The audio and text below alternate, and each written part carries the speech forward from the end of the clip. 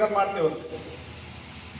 ಇವು ಎಲ್ಲ ಏನದ ಅದೇನೋ ಸಮುದ್ರ ಮೇಲೆ ದಾವೆ ಅಂತೇವಲ್ಲ ಹಂಗಾಗಿ ಸಂಸ್ಥೆಗಳು ಇಡೀ ರಾಜ್ಯದೊಳಗೆ ಉತ್ತರ ಕರ್ನಾಟಕದೊಳಗೆ ಒಂದು 10, ಇದು ದಕ್ಷಿಣ ಕರ್ನಾಟಕದೊಳಗೆ ಒಂದು 10 TAPCMSಗಳನ್ನು ಬಿಟ್ಟರೆ 160-50 ಸೊಸೈಟಿಗಳೆಲ್ಲ ಸಂಪೂರ್ಣ ಶರ್ಮಾ ತಂಡ ಹೆಸರಿಗೆ ಚೇರ್ಮನ್ನ ಮೆಂಬರ ಅವೇನೋ ಸರ್ಕಾರದ ಸೂತ್ರ ತೆಗೆದ ಇಲ್ಲಿದ್ದ ಅಲ್ಲಿ ಮ್ಯಾಲ ಅಂತನ ಕೆಳಗೆ ಬರ್ತಂತ ಅದಕ್ಕೆ ಫೋಟ್ ಹಾಕಿ ಅಥವಾ ನಾವು ಹಿಂಗಿದ್ದೀವಿ ಅಂತ ಹೇಳ್ಕೊಳಕ್ಕೆ ಮತ್ತೆ ಇಲ್ಲಿ ಏನಾರ ಖರ್ಚ ವೆಚ್ಚ ಮಾಡಿ ಅಂದ್ರೆ ವ್ಯವಹಾರ ಮಾಡ್ತೇವೆ ಅದೂ ಇಲ್ಲ. ನಾವು ಇಟ್ಟಿದ್ದೀವಿ ನಮಗೆಂದೂ ಒಂದು 20,000 ರೂಪಾಯಿ ಕೊಟ್ಟಿಲ್ಲ ಒಂದು ವರ್ಷಕ್ಕೆ.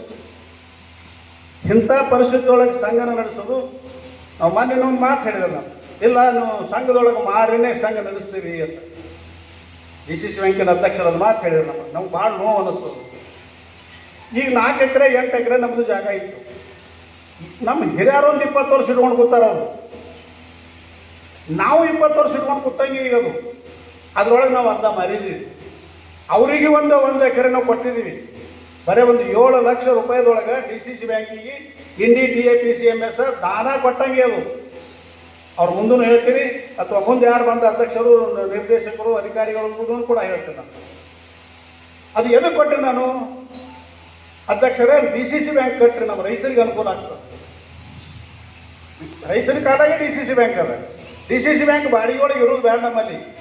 ನಮ್ಮ ಸೊಸೈಟಿ ಜಾಗ ಅದ, ನಾವು ಸಾಲಗಾರ ಆಗಿದ್ದೀವಿ, ನೀವು ಸಾಲ ಮುಡ್ಕೋರಿ 1 ಎಕರೆ ಮುಂದೆ ನಾವು ಸಾಲ ಕೊಡ್ರಿ ಬಿಸ್ನೆಸ್ ಮಾಡೋಕೆ ಒಂದು 5 ಲಕ್ಷ, ಇದು 7-8 ಲಕ್ಷ ಕಟಾಯಿಸ್ರಿ ಅಂತ ಹೇಳಿ 2 ವರ್ಷದ ಎಡ್ತಾಕಿ ಅಲ್ಲಿ MG ಪಾಟೀಲ್ ಅಂತ MD ಅವರು ಇದ್ರು. ಅವ್ರು ವಿರೋಧ ಇತ್ತವಾಗ ಸಾಹೇಬ್ರಿಗೆ ಗೊತ್ತದು. ವಿರೋಧ ಮಧ್ಯದೊಳಗೂ ಖರೀದಿ ಹಾಕ್ಕೊಂಡು ಕಟಾಯಿಸಿ ಮುಂದೆ 5 ಲಕ್ಷ ನಾವು ಬಿಸ್ನೆಸ್ ಕೊಟ್ಟರು.